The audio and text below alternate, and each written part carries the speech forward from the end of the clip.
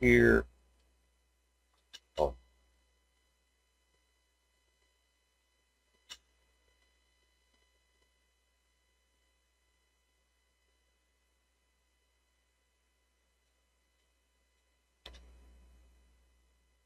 Hey, I'm in your space.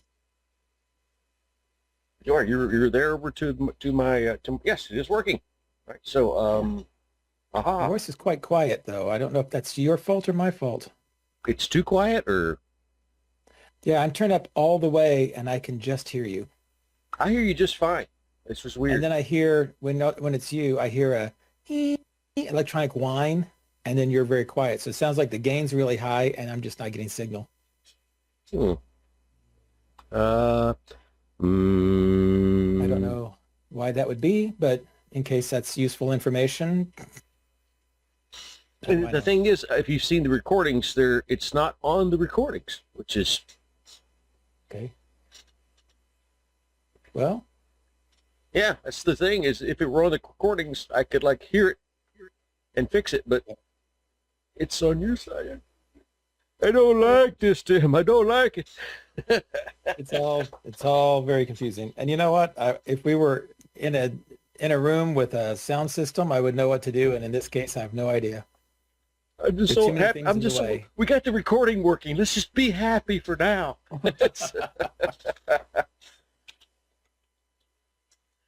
So there we go with that. And I think since it's just going to be me and you, make sure we're on here. I'll go ahead and kick it off because point hanging out. I would like to tell you that I'm more prepared than I am, but that would be lying, and then I would feel bad about it. No, I actually just started preparing when you said or I think when John texted, I'm like, oh, I better get prepared.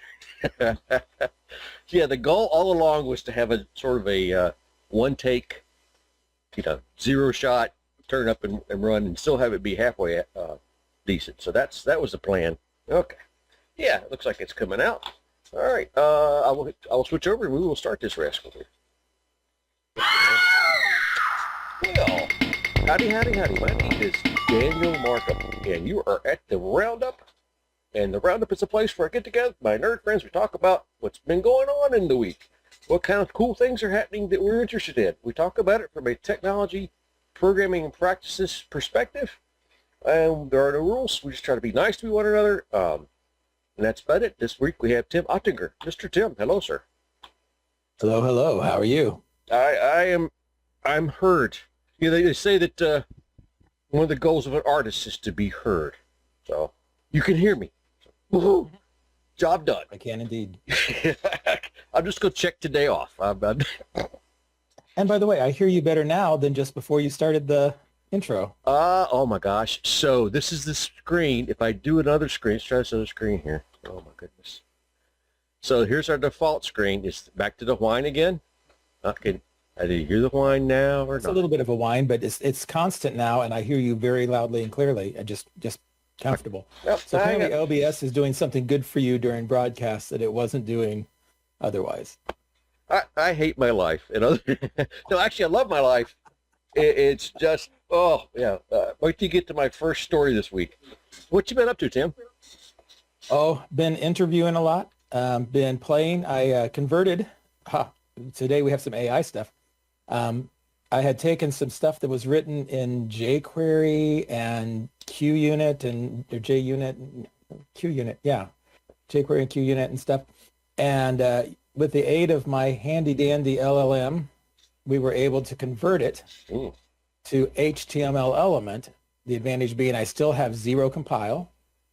Everything totally works, and all the testing frameworks work, so I can get rid of QUnit and go straight to using proper testing techniques like Playwright and Storybook and all of those things. So it's actually quite nice. We modernized in one day, and it all works, and I'm just amazed. That's sort of the lift and shift, right? You're like, it works currently, you interact with it, and it continues to work with it in a new language, new department, right? Yes, and of course we did it test first and made sure that we got all the tests converted. They were all sensible and all working, and then started changing one at a time the components with tests between every little change, every set of changes. So with careful considered work, we were able to make a full conversion and get rid of some legacy stuff and some niche tools and move into the mainstream again, which I think is good. Yeah, I love jQuery myself. I don't know if I would still use it or not if I were starting over again with a website. It was fun. That's what 15-year-old tech or whatever. It doesn't mean it's bad because it's 15 years old. It's just, I don't know. It's still maintained. Yeah, yeah. Just a bit niche now. And the thing is, once you get jQuery, do you need something else? I mean, really, if you're doing, I mean, you have to ask yourself, do I need jQuery to begin with? And if I need it, do I need something? Why would I need another thing? And I mean, you should have good answers to these things. But I think I have one here. So it wanted to go to React or Angular or something, but that would have added a build step to what is basically a Jekyll site. So it's all static, right? And I'm like, no, we're not adding the build step. We're not adding complication. But now HTML element has come a long way. So proper, natural web standard, every browser supports that. You don't need a build step. It works, right natively. Yes. I think totally works in my situation. I'm not going to say everybody should always do it, but with a website that doesn't need a build step, it's a beautiful thing. And I think HTML element's pretty good. If it were a lot more reactive, I'd want to use something else. You bring up a good point, which I think we've probably both of us have seen, and maybe if you're a newer person, like if you've just been coding for the last 10 years, you probably haven't seen it, but things come out like the browser, and people hack away at them all kinds of different ways, and some things become very popular to use. Some things, jQuery was one of those things that kind of became very popular. But what you find over time is that the really, really popular things, hopefully, they integrate into the browser itself. So you don't, the things you used to, like I used to Vue.js a while back to create my composable blogging system. I don't know if I would do that again, because we've got some stuff out now. You can do components in such a nice way, just using straight HTML. I'm not really sure you need Vue, which is, it's good. And it's it a good eliminates thing. A bunch of includes and it eliminates a bunch of dependencies and additional steps for deployment. Maybe that's just a good thing across the board. Maybe it's a little more primitive, but it buys you a lot of safety, I think. Yeah, sure. Yeah, if you need a barrel full of water, it doesn't matter if the guy shows up with a horse and wagon or like a Tesla. You still need the barrel of water, right? That's right. Yeah, your thing is the end user is what your goal is. It has nothing to do with how it gets to you. Yeah, choose what's appropriate. Oh, you can build. And apparently with the right tools, you can build anything. I think you can. If you can't build anything, you can use AI to generate a picture that you built it, which it's like even better, right? I built this giant intelligent robot in my backyard, and AI will make a picture of a giant intelligent robot in your backyard. It'll even do the dashboard explaining how you built the giant robot. It's cool stuff. So my first link today, and I promise no content at all this week. Last week we tried all the links. I know better now. I have learned my lesson. I am chagrined. We will start this first one that does involve AI because it relates to all the other AI conversations we're currently having and been having with the past while. And there's nothing for me to show you. I just want to explain what happened. I have a site, danielbmarkham.com, that I do my technical blogging on. And right now, it is sad. It is a sad site. It was not sad for a long time, but the certificate stopped working. And I use CertBot on that. I use AWS and other stuff. If you've played with certificates, they work for a while, and you need to renew them. And CertBot's freaking awesome. Ever use that? Every 90 days, you just do a renew, and it renews it. Well, I went in there and did a renew, and it did not renew it. And it gave me some obscure error. And I'm like, what? Well, I will go to AI to do this because my site currently works except for the SSL, and AI will magically move this all over. We just had this discussion. AI gave me a step-by-step list of directions. It's a beautiful, wonderful thing. I was so happy, and it didn't work. Not only did it not work, it totally screwed up the whole freaking server, which made me unhappy. And I just quit. I'm still in sort of a state of strike here. I'm fighting the machine because I'm not working for the machine, man. I was 4 hours playing with it, and finally I realized it was broken. And the saddest part was I could have done this in an hour or less on my own. But instead I killed 4 hours. It's a wonderful set of steps. So it was just so nice. It made me happy. Like, oh wow, I don't have to Google each little thing here. It remembers what the service control command is, and it knows all this other stuff. So it's all hosed up. I realized somebody, and by somebody, you're looking at the somebody here, got to go in, redo the site. And I can do that, but I want to hurt the AI. I mean, I have some anger, some real anger. So I started in this morning after a couple of days of being on strike, started teasing it apart. So why won't it start? Well, the Index won't start. Well, why won't Index start? Well, dang it just seems to want those certificate files that don't even exist anymore because AI had you move the directory around. Well, why did AI do that? Well, because it was using a different model of the actual web configuration than you're using, and it didn't know that. Okay, so then I got to like, what's going on with the ports? Can't get to it. Doesn't work. Oh, Docker's running. Docker's intercepting all your HTTP requests because you may want to talk to the little Docker guy. Oh, by the way, you have a reverse proxy set up for your CGI file because that's how you run your blogging engine. So it was none of the. I know all this. None of this is some mysterious whatever stuff. But what I'm having to do is go down and there's AWS EC2 server. There's the DNS entries over here. There's my actual website running Index. There's a Docker image inside that, and then there's SSL on top of all that, and a reverse proxy so that the Docker and various things could talk to one another, so that if you call my website, for instance, I go to danbmarkup.com, it sends me to HTTPS danbmarkup.com because we're secure. Okay, and we go to that site, and it says, "Oh, okay, we want some data." It actually calls back on port 443 for the SSL connection, calls back on a different port to actually get data from the server.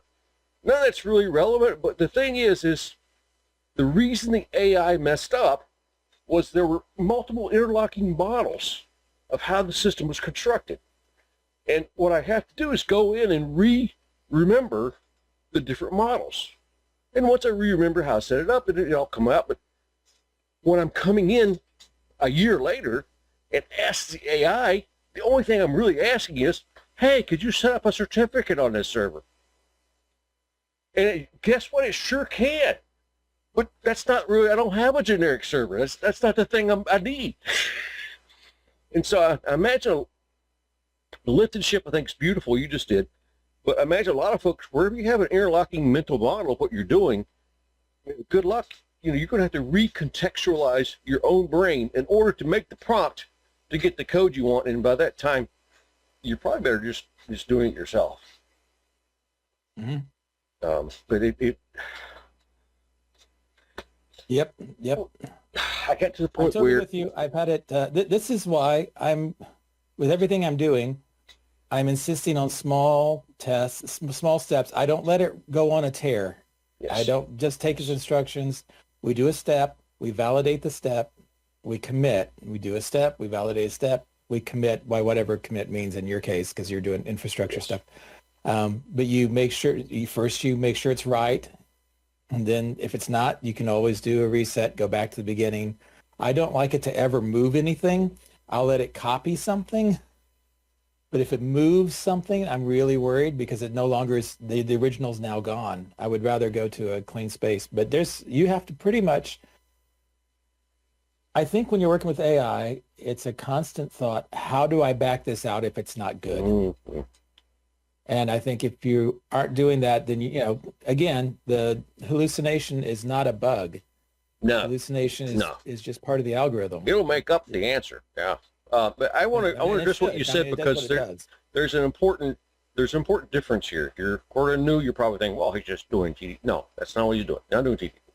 And the reason why is my site failed because a dependency that I'm not responsible for changed their protocol on the back end and host up the rest of my site over here. And so I have two problems. I have this problem caused by these other people, which I could have spent less than an hour researching and fixing because they're the ones that caused it. I'm sure other people are unhappy about it. Or I could have asked AI to do it.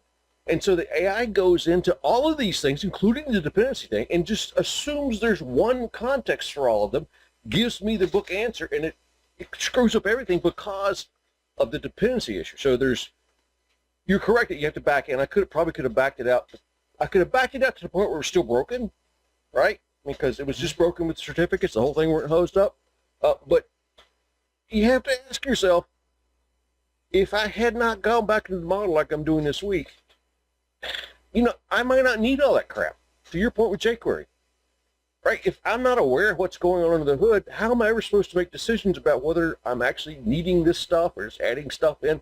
And everything I add in creates another dependency that can be updated at some point in the back end and cause this situation yet again. So yeah, lift and shift's great and test first, awesome.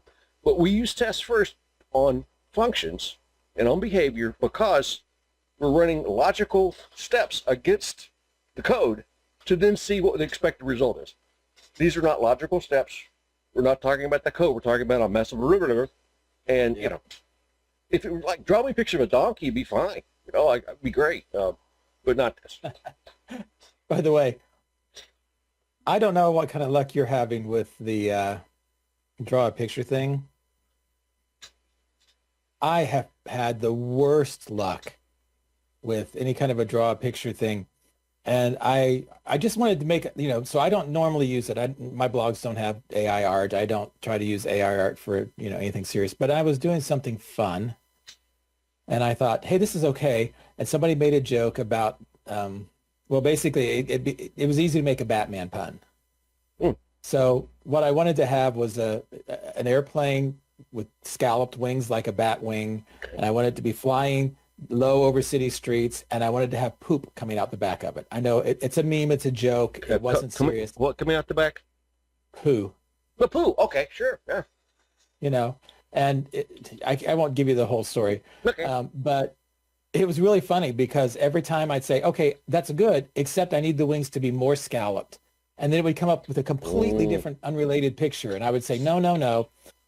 Let's use this picture as a basis. Oh, no. Scallop the wings. And it would do that, but now instead of having it, trail a stream of stuff, it actually had like one giant wad bigger than the plane falling off the tail. And it's like, no. I want to use like that. The only change I want to this picture is I just want this. And it's like, oh, no. And so I was messing with it and I got frustrated and I kept going.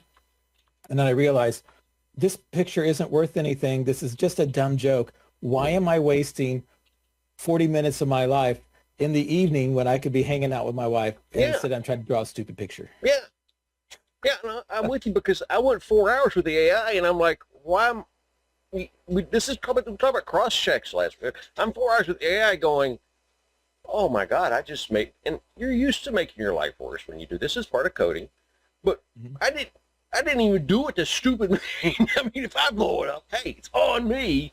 And now I got to go fix it. But now it's like, so it was an unhappy thing. I'm going to try this for you. I'm like a photorealistic picture of a city at night, like from a Batman movie with a giant jet with heavily scalloped wings.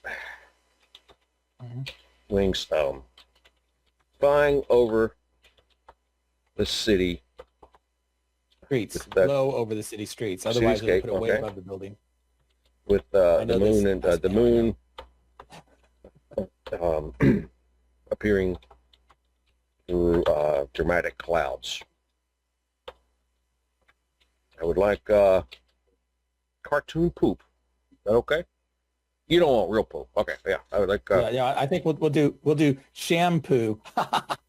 Shampoo, like you. Not real poo. It's just a sham. It's fake poo. It's shampoo.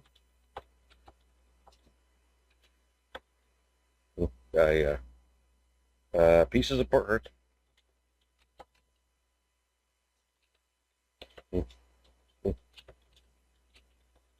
Of contrast. Okay. Who knows? Yes, I'm over 18. I don't know why I need to be 18 years old to get a picture. Wow, that's quick. Because it might accidentally draw something rude. That's really all.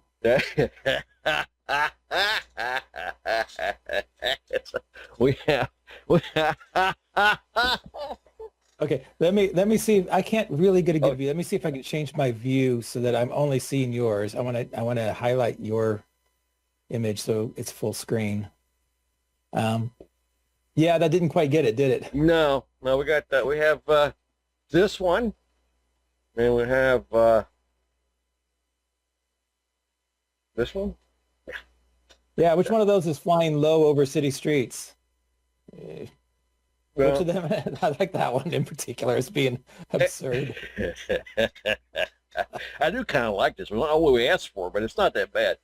Yeah, so you can look at this, and this is what I'm sure you did, and this is what you're the same mistake you're going to make with my thing. You look at this, and you go, "Oh, I see my mistake. That's because I didn't ask to be on the ground looking up at the jet. Instead, I have a head-on with the jet."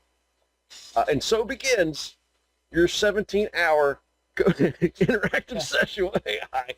If you tell it to use this picture as a basis Okay. specifically and Okay. only change the color of the plane to be black, nothing else, and then watch what happens. It's Okay. really absurd. Okay. Okay. I like this. Use this picture,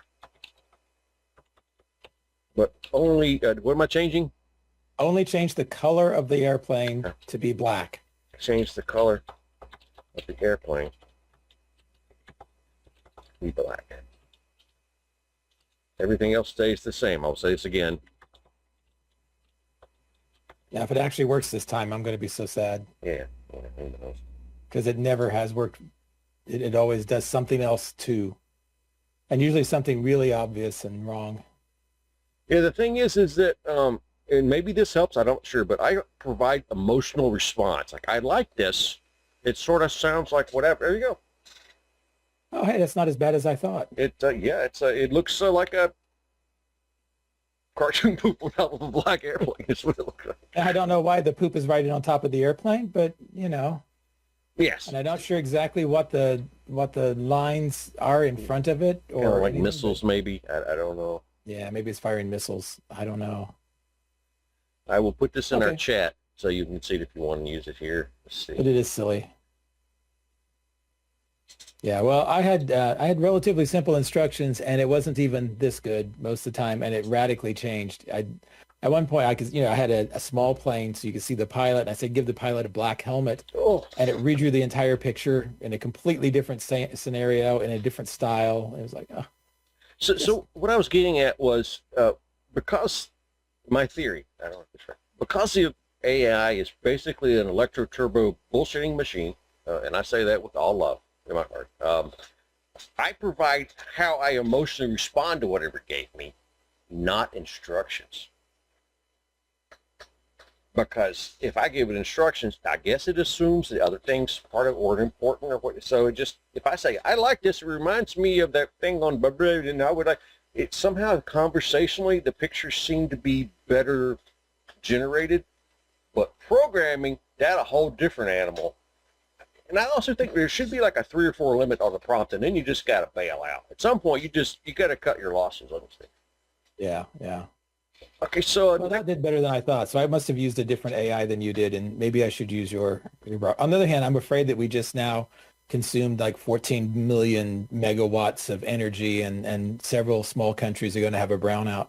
I can hear the squirrels screaming in the trees. Right. Years ago, I bought a Indiana Jones hat made out of beaver pelts, which that's a real hat, like the way hats used to be.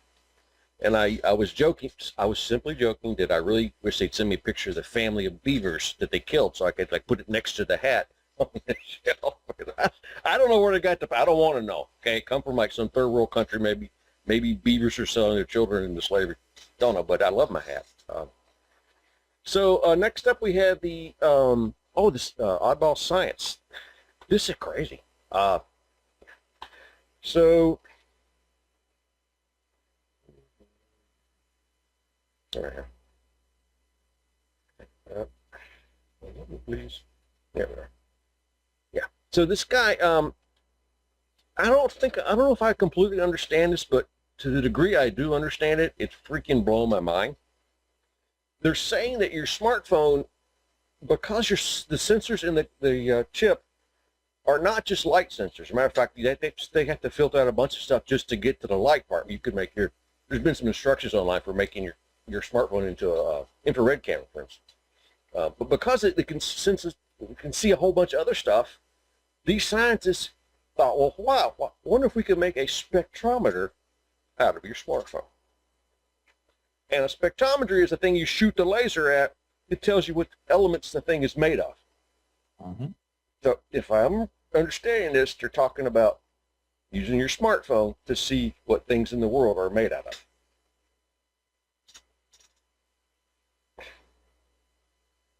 Yeah, that's crazy. That's just insane. And they do it by using some idea. Yeah, they do it by doing some kind of calibration. They made a special, and this sounds like they just made all this up. They do this by making a calibration sheet with special colors on it, and somehow the special I don't know. It's like I said, it blows my mind. I don't understand how any of this could be possible. And if it turns out to be a prank, it'd be awesome. But I probably won't be. Key sentence: spectral reconstruction from red, green, blue values acquired by conventional trichromatic cameras has been an active area of study. Yeah, it is. And then again, it's affected not only by the unknown spectral properties of the sample, but also by light conditions, device characteristics, image file formats, blah, blah, blah, blah, blah. Every photo carries hidden spectral information waiting to be uncovered. I don't know. I just, it would be kind of interesting if you could have it identify what's in your drink. Yeah. Identify, or anything. Try to have it do recipe recreation. So if you've ever been like a caterer or a chef and you taste something and you try to figure out what's different in this that I can make at home, it'd be funny to point at it and it says, oh, well, this is consistent with sage and mint and Thai chili peppers. Yeah, this is, and I'll take this the next step a lot because further than this can we're go. already It's doing got a image idea. processing to determine what your location is, what the objects are in a room. If this actually works, you could point at a desk and it say, oh, that's a wooden desk made in 1942, the oak wood, and there's a lot. I mean, there's a heck of a lot. You combine the current image stuff we have with spectrometry, there's a lot. Yeah. I'm just waiting to see TSA people pointed at your bags. Hey, I didn't know that guy. I didn't know the guy. He just told me to carry the bag. I know nothing. Actually, there was a celebrity chef who was going to a cook-off, and she needed to have a special kind of flour for her recipe. So she just went and packed up a bunch of it in Ziploc bags and threw it into her luggage and caught the plane. Well, as you can imagine, she was late for that flight. It took a few hours to clear her because they had to go through and prove that it was actually just flour. Being a celebrity and having a bunch of white flowers in large bags. That's not encouraging. Yeah, if she could have spoke with a Colombian accent, that would have really taken it off. Oh. One day I have a gastric bypass, so every now and then I'll eat things I shouldn't. And what happens is I have something called dumping syndrome, which for me means I have a very weak, thready pulse. I break out in sweats. It's very uncomfortable. I actually like it. Keeps me from getting fatter, but it looks like I don't know, like having a drug withdrawal or something. It's not a very good look. So I actually ate some sweets before I went to TSA one day, coming home from, I think, San Francisco.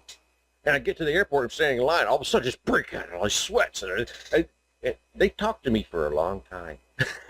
Yeah, I made some new friends that day. Yeah, they're waiting to see if you had something broken in your stomach or colon that was going to poison you, and they're going to have to send you to the hospital. Well, I think that they thought maybe I was meaning some harm because I was quite nervous I was doing something wrong, I guess. And they were, but of course I was not. That's one of the things, right, is also the people who are, if you're a mule and you've had a balloon rupture. Yes. Then you have a lot of symptoms. And it's like, well, not only can we get you throw you in jail and stop the things from coming in, but also we might save your life. That's true. Yeah, that's But yeah, I'm glad that that wasn't your case, and I'm glad that you were able to I eventually never come out. knowingly transported anything anywhere. I mean, including sometimes my own luggage did not go where I wanted it to go.